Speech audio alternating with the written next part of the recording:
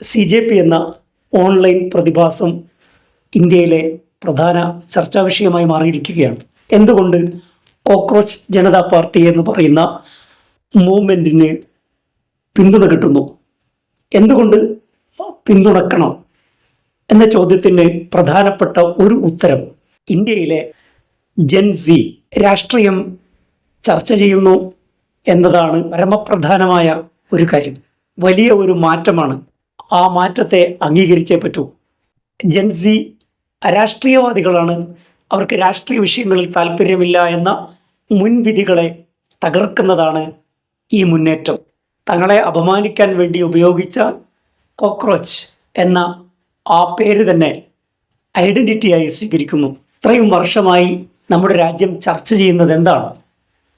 Beef, belief, അമ്പലം, പള്ളി, ഇത്തരം തർക്കങ്ങളിൽ അഭിരമിക്കുകയാണ് ഇന്ത്യൻ രാഷ്ട്രീയം. കോടതികൾ ഖനനത്തിന് അനുമതി നൽകുന്നു. നൂറ്റാണ്ടുകൾ പഴക്കമുള്ള ബിൽഡിങ്ങുകൾ ആരുടേതാണെന്ന് ആ ജഡ്ജോ അവരുടെ പൂർവ്വപിതാക്കളോ ഇല്ലാത്ത കാലത്തുള്ള ഒരു നിർമ്മിതിയെക്കുറിച്ച് കോടതിയിലിരുന്ന് വിധി പറയുകയാണ്. ഇത് അമ്പലമായിരുന്നു എന്ന്.